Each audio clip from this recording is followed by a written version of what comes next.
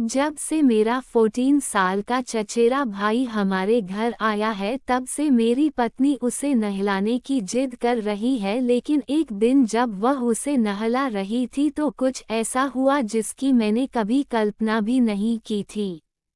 मैंने देखा जब मेरी पत्नी मेरे भाई को नहला रही थी तो वह साबुन उठाने के लिए नीचे झुकी, तभी वह पीछे से आई। नमस्कार दोस्तों, आज की कहानी में आपका स्वागत है। इस कहानी में मैं एक लड़के का किरदार निभा रहा हूँ। मेरा नाम संजो है। मैं 3 साल से कनाडा में काम कर रहा हूँ। मेरी मुलाकात अपने ऑफिस में एक लड़की से हुई। उसका नाम माहिका है। माहिका इतनी खूबसूरत और गोरी थी कि कोई भी उस पर फिदा हो जाए। धीरे धीरे हमारी दोस्ती प्यार में बदल गई और हमने शादी कर ली। मैं बहुत खुशहाल जिंदगी जी रहा था, लेकिन एक दिन एक ऐसी घटना घटी जिसने मेरी जिंदगी पूरी तरह से बदल दी। ऑफिस से घर लौटते वक्त मेरा एक्सीडेंट हो गया और हादसा इतना बुरा हुआ कि मैं चल भी नहीं पा रहा था। माहिका मूल रूप से भारतीय थी, वह भी मेरी तरह कनाडा में काम कर रही थी, लेकिन मेरी दुर्घटना के बाद हमने भारत वापस आने और भारत से काम करने का फैसला किया। लेकिन मेरे फैसले के नतीजे मेरे लिए बहुत बड़े होने वाले थे, जिसकी मैंने कभी कल्पना भी नहीं की थी, क्योंकि मेरा 14 साल का चचेरा भाई मेरी पत्नी के साथ कुछ ऐसा करेगा जिसके बारे में मैंने कभी सपने में भी नहीं सोचा था कि भारत में मेरी केवल एक चाची है और मेरे माता पिता का घर खाली था, क्योंकि मैं अपनी मौसी के घर में पला बड़ा था। उन्होंने मुझे पढ़ाया लिखाया और बड़ा किया, लेकिन अब मेरी पत्नी मेरे साथ है। मौसी के घर पर रहना संभव नहीं था, इसलिए हमने अपने माता पिता के घर पर रहने का फैसला किया। हमारा घर बहुत पुराना था। कनाडा से भारत आने के बाद हम सबसे पहले मौसी से मिलने गए। माहिका को देखकर आंटी बहुत खुश हुई। आंटी से मिलने के बाद हम लोग अपने घर के लिए निकल पड़े। जब हम लोग अपने घर पहुंचे तो मैंने देखा कि हमारा घर एक तरह से भूतिया घर में बदल गया है। क्योंकि आंटी उस घर की देखभाल नहीं करती, इसलिए वह घर बहुत भूतिया था, इसलिए हम दोनों के लिए वहां रुकना संभव नहीं था। इसलिए हमने अपना सामान लेकर दोबारा आंटी के घर जाने का फैसला किया। उसने कहा कि हमारे पास अगले शहर में एक घर है और हम वहां रह सकते हैं। माहिका ने मुझे बताया कि इतनी देर हो गई है कि आंटी के घर जाने का कोई मतलब नहीं है, इसलिए मैं माहिका के घर जाने के लिए तैयार हो गया। माहिका भारत के एक अमीर परिवार की बेटी थी। उनके पास बहुत सारी संपत्ति थी। माहिका और मैं उसके घर जाने के लिए निकले। जब हम वहां पहुंचे तो घर देखकर मेरी आंखें खुशी से चमक उठी। वह किसी शाही महल से कम नहीं था। धीरे धीरे हम उस घर में बस गए। मुझे उस घर में दामाद जैसा महसूस होता था, लेकिन अब यह मेरी मजबूरी थी, क्योंकि मैं चल नहीं सकता था। लेकिन माहिका का मेरे लिए प्यार इतना कम नहीं हुआ कि सब कुछ ठीक चल रहा था। अब हमारी शादी को 6 महीने हो गए हैं। रविवार की दोपहर थी। मैं आराम कर रहा था, तभी मेरे चाचा का फोन आया। उन्होंने कहा कि आरजू को अभी पता चला है। तुम्हारे आने के बाद से ही वह तुम्हारे पास आने की जिद कर रहा है। मैंने अंकल से आरजू को मेरे पास भेजने की बात मान ली। अगली सुबह आरजू दरवाजे पर खड़ी थी। वह मुझे देखकर बहुत खुश हुई। उसने दरवाजे पर ही मुझे गले लगा लिया। मिलने के बाद मैंने उसे अपने बाथरूम में फ्रेश होने के लिए भेज दिया और मैं अपने कमरे में चला गया। कुछ देर बाद आर्या मुझे ढूंढते हुए मेरे कमरे में आई। जैसे ही वह मेरे कमरे में आई, माहिका मेरे कमरे के बाथरूम से बाहर आई। माहिका अर्जया ने अभी तक नहीं देखा है और उनकी पहली मुलाकात ऐसे हुई कि माहिका को उस हालत में देखकर हम सभी हैरान रह गए। आर्या हैरान थे कि वह दरवाजे पर खड़ी थी लेकिन उसका व्यवहार बदल गया। तभी महिका ने आर्या को देखा और फिर से बाथरूम में चली गई और आर्या ने अपना सिर झुकाया और चुपचाप उस कमरे से बाहर निकल गई जिसमें हमने आर्या को रहने के लिए दिया था, जिसमें कोई अटैच्ड बाथरूम नहीं था। तो आर्या कॉमन बाथरूम में जा रही थी। थोड़ी देर बाद मैं हॉल में आया और आर्या सोफे पर आराम कर रही थी, टीवी देख रही थी। जब मैं उसके पास गया तो वह ऐसे व्यवहार कर रही थी जैसे कि कुछ समय पहले कुछ भी नहीं हुआ था। अकेले ही वह सिर्फ 14 साल का लड़का था। इसे बहुत गंभीरता से नहीं लिया, लेकिन मुझे नहीं पता था कि 14 साल का लड़का जल्द ही अपना खेल दिखाने वाला है। आर्य कहते हैं, संजय भाई, मैं कितने सालों से आपका इंतजार कर रहा था। आज आपको देखकर बहुत खुशी हुई, लेकिन अभी तक भाभी से ठीक से मुलाकात नहीं हो पाई है। हम बात कर रहे थे तभी महिका वहां आ गई और महिका को देखकर उसके पास दौड़कर आ गई और 14 साल की होने के कारण उसे गले लगा लिया। महिका उसे ऐसे दुलारने लगी जैसे वह छोटी हो, लेकिन महिका का दुलार उसे बहुत महंगा पड़ने वाला था और शायद उसे जल्द ही इसका एहसास होगा। और ऐसा लग रहा था कि कुछ समय पहले कुछ भी नहीं हुआ था। मुझे लगा कि शायद वह उस घटना को भूल गया है और ये कुछ देखने का उसका पहला अनुभव था, इसलिए उसने उस घटना को नज़रअंदाज कर दिया और मैंने इसे नज़रअंदाज भी किया। लेकिन उस समय महिका बिल्कुल सामान्य व्यवहार कर रही थी और उसके व्यवहार से ऐसा लग रहा था कि उस घटना से उस पर कोई असर नहीं पड़ा है। फिर आर्या मुझसे कहने लगी कि भाई, ऐसा लग रहा है कि तुमने कनाडा में बहुत पैसा कमाया है, क्योंकि तुम्हारा घर किसी महल से कम नहीं है। तो मैंने ज़्यादा कुछ न कहते हुए बस इतना ही कहा। फिर उसने कहा कि मुझे आपका पूरा घर देखना है। मैं उसे घर दिखाने जा रहा था, तभी मेरे फ़ोन की घंटी बजी। मैंने फ़ोन उठाया और मुझे पता चला कि मेरी एक ज़रूरी और महत्वपूर्ण मीटिंग है, इसलिए मैं अपनी व्हीलचेयर लेकर अपने कमरे में चला गया। मेरी एक बहुत ही महत्वपूर्ण मीटिंग थी, इसलिए मीटिंग में काफ़ी समय बीत गया। जब मैं मीटिंग के बाद अपने कमरे से बाहर निकला तो मुझे आर्या और महिका कहीं नज़र नहीं आईं। मैं आर्या को उसके कमरे में भी ढूंढने गया, लेकिन वह वहां नहीं मिली। मुझे कुछ पता नहीं चला कि वे दोनों कहां गए। तभी अचानक मुझे याद आया कि आर्या कुछ देर पहले कह रहा था कि वह पूरा घर देखना चाहता है। महिका उसे घर दिखा रही होगी। तभी मैं घर के बाहर गया और देखा महिका और आर्यू घर के लॉन में बैठे बातें कर रहे थे। भाभी और देवर की जोड़ी इतनी अच्छी थी कि ऐसा लगता ही नहीं था कि आर्यू महिका से पहली बार मिला है। वे एक दूसरे से बातें करते और हंसी मजाक करते थे, इसलिए मैं वहां नहीं गया और अपने कमरे में वापस आ गया। एक सुबह मेरी ऑफिस में एक ज़रूरी मीटिंग थी, इसलिए मैं अपना लैपटॉप खोलकर बैठ गया और मीटिंग शुरू होते ही मैं व्यस्त हो गया। लेकिन कुछ देर बाद मैंने महिका को अपने कपड़े लेकर कमरे से बाहर जाते देखा तो उसने इशारे से कहा कि हमारे कमरे के बाथरूम में गर्म पानी नहीं है, इसलिए वह कॉमन बाथरूम में जा रही है।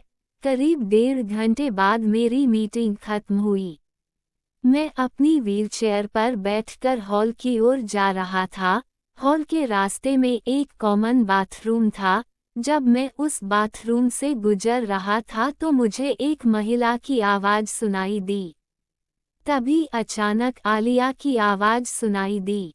अचानक मुझे लगा कि यह लड़की मीटिंग में बैठने से पहले बाथरूम में गई थी, लेकिन वह अभी तक बाहर नहीं आई थी। ऐसा लग रहा था कि आर्या और लड़की लगभग 1 घंटे तक बाथरूम में एक साथ थी। आधा घर पर भी ऐसा ही हो रहा था। ये सोचकर मैं भ्रमित हो गया क्योंकि मैंने विदेश में इतने साल बिताए थे कि मेरे मन में अजीब विचार आने लगे। फिर मैंने बाथरूम का दरवाज़ा ज़ोर ज़ोर से खटखटाना शुरू कर दिया। करीब 5 मिनट के बाद लड़की ने दरवाज़ा खोला और जब वो बाहर आई तो मैंने देखा कि उसकी हालत बहुत खराब थी। वह बहुत थकी हुई लग रही थी, उसकी आंखों में भी आंसू थे। लेकिन जब मेरी नज़र उसके पीछे गई तो मैंने देखा कि आर्या खड़ी थी, वह भी बहुत थकी हुई लग रही थी। उन दोनों के बीच क्या हो रहा था मुझे कुछ समझ नहीं आ रहा था, तो मैंने चिल्लाकर लड़की से पूछा कि क्या हो रहा है, तुम दोनों एक साथ बाथरूम में क्या कर रहे हो। तो लड़की ने कहा कि संज टेरेस के पानी के टैंक में कुछ मिला हुआ है। जब मैं यहाँ नहाने आया तो मेरी आंखों में जलन होने लगी और मुझे कुछ दिखाई नहीं दे रहा था, इसलिए मैंने तुम्हें बुलाया, लेकिन तुम मीटिंग में व्यस्त थे और तुमने हेडफोन लगा रखा था, इसलिए तुम मेरी आवाज़ नहीं सुन सके। फिर आर्या बाथरूम में भाग गई और वह भी चिड़चिड़ापन से पीड़ित थी। अब तुम आओ और मुझ पर गुस्सा करो। मैं लड़की की बातों से भ्रमित हो गया क्योंकि उसने जो कारण बताया वह अजीब था। लड़की और आर्या दोनों भीग रहे थे। लड़की आर्या के लिए एक तौलिया लेकर आई और मैंने सोचा कि अगर मेरे पैर अच्छे होते तो मैं उसकी मदद के लिए दौड़ सकता था, लेकिन दुर्भाग्य से मैं अपने कमज़ोर पैरों के कारण कुछ नहीं कर सका। मेरे कमज़ोर पैरों के कारण मेरे लिए तेजी से चलना मुश्किल हो गया था। अब वह व्हीलचेयर थी। मेरी भरोसेमंद लड़की मुझसे बहुत नाराज थी, इसलिए मैं उसका गुस्सा कम करने के लिए उस रात उसके पास गया, लेकिन उसने मेरे पास आने से इनकार कर दिया। मैं उसके बालों को सहलाने लगा, लेकिन वह गुस्सा हो गई और मेरा हाथ हटाकर छेद की ओर चली गई और मैं किसी तरह व्हीलचेयर पर बैठ गया और उसे मनाने के लिए छेद की ओर चला गया, जब तक कि आखिरकार लड़की ने मुझे माफ़ कर दिया और हम अपने शयनकक्ष में चले गए। प्रवेश करते ही मैंने उसे गले लगा लिया। हमारे पति पत्नी का रिश्ता और गहरा हो गया। लेकिन तभी अचानक आर्या हमारे कमरे में आ गई और हम दोनों उसे कमरे में देखकर आश्चर्यचकित रह गए। फिर आर्या ने कहा कि भाई, मुझे गेम खेलने के लिए आपका मोबाइल चाहिए। तो मैंने आर्या से कहा कि आर्या, अब मैं शादीशुदा हूँ, इसलिए मुझे घर में घुसने से पहले दरवाज़ा खटखटाना होगा। उसने सॉरी कहा और मोबाइल लेकर चली गई, लेकिन उसके चेहरे पर कोई भाव नहीं था। वह बहुत ही मासूम सा चेहरा लेकर आई और चली गई। फिर लड़की को फिर गुस्सा आया और वह सो गई। लड़की का मूड दिन ब दिन खराब होता जा रहा था क्योंकि मेरे ऊपर काम का दबाव बहुत बढ़ गया था, इसलिए मैं काफ़ी समय तक अपने काम में व्यस्त रहा। मुझे घर से काम करना पड़ा, लेकिन अब मेरे पास खाने का भी समय नहीं है।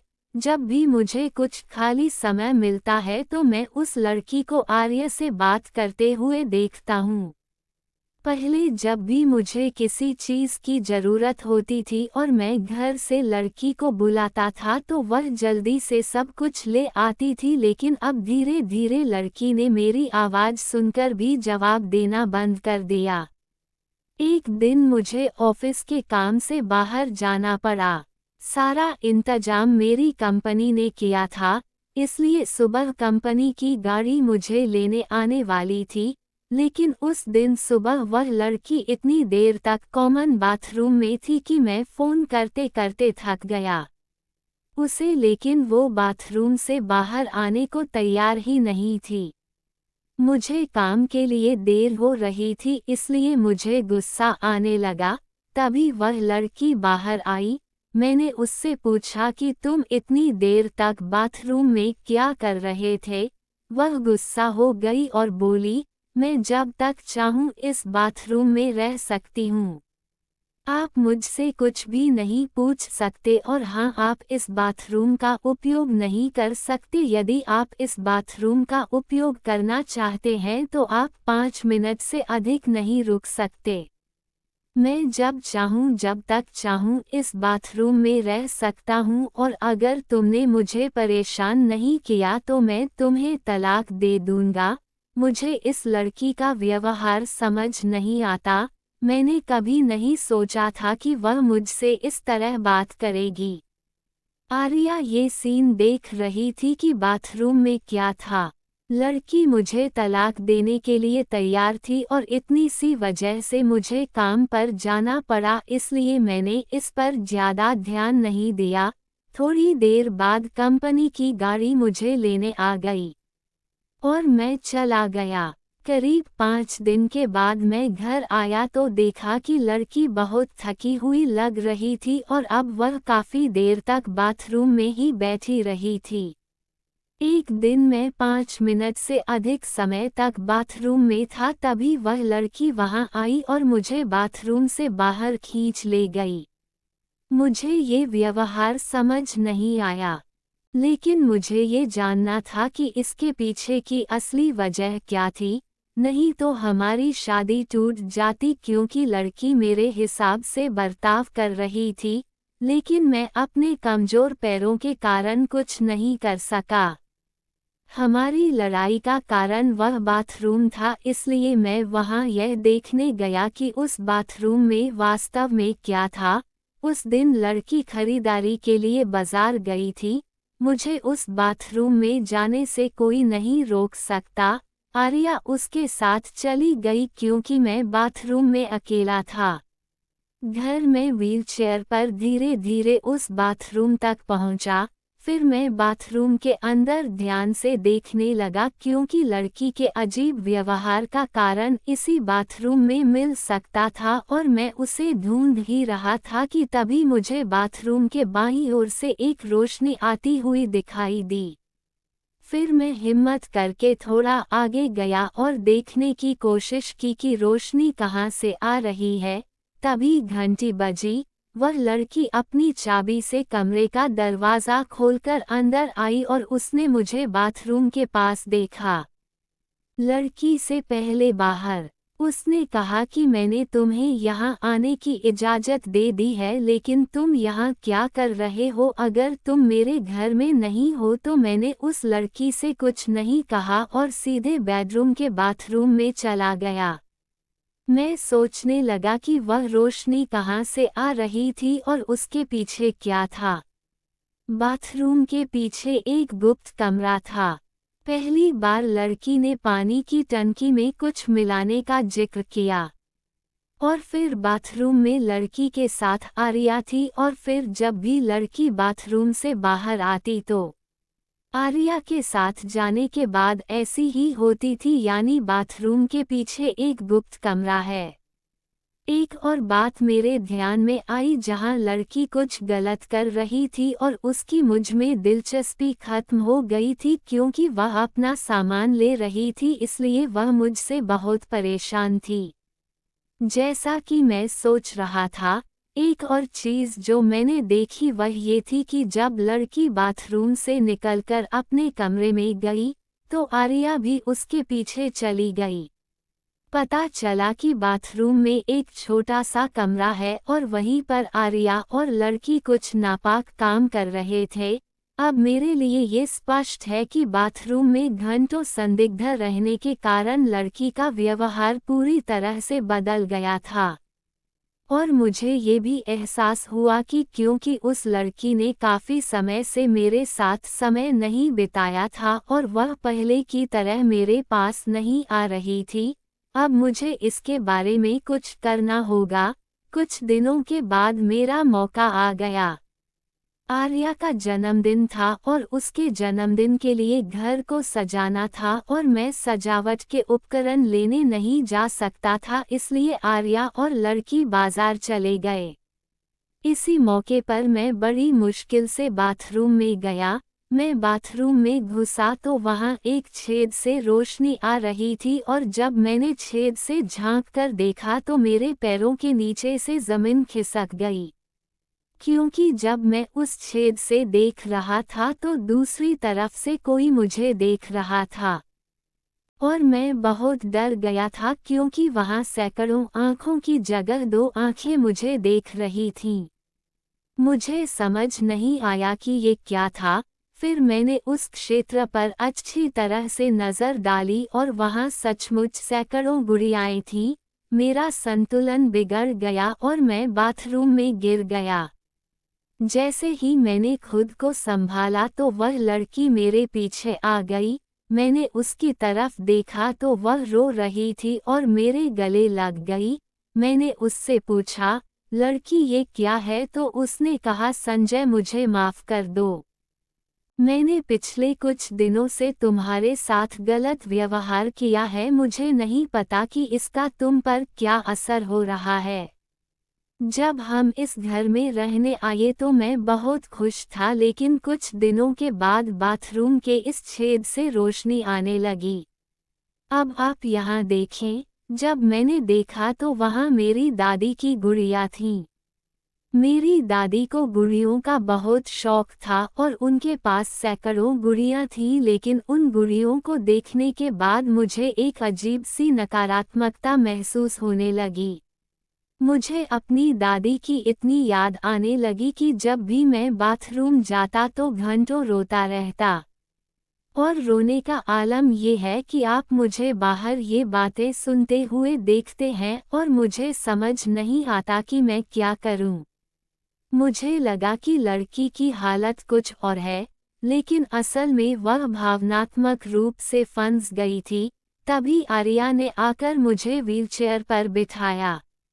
उन्होंने कहा कि संजय भाई, मैं इस लड़की को रोज बाथरूम से बाहर आकर रोते हुए देखता था। मैंने उससे पूछने की कोशिश की लेकिन उसने मुझे कुछ नहीं बताया। वह खुद अंदर ही अंदर पीड़ित थी और इसीलिए उसकी ये हालत थी। लड़की अपनी दादी से इतना प्यार करती थी कि वह उन चीज़ों से भावनात्मक रूप से जुड़ी हुई थी। उसे इस मानसिक स्थिति से बाहर निकालना बहुत जरूरी था। इसलिए मैंने अपने एक मनोवैज्ञानिक दोस्त की मदद ली और धीरे धीरे लड़की अब उन सब से बाहर आ रही है। दोस्तों, हम कभी नहीं बता सकते कि लोग कब किस बात में फंस जाएं और उनका क्या हो जाए, इसलिए हम सभी को अपने मन की बात कहने के लिए कोई तो होना चाहिए। यह आपका रिश्तेदार या आपका दोस्त हो सकता है। इससे पता चलता है कि अगर आप खुलकर बात करें तो जिंदगी खुशहाल हो सकती है। दोस्तों,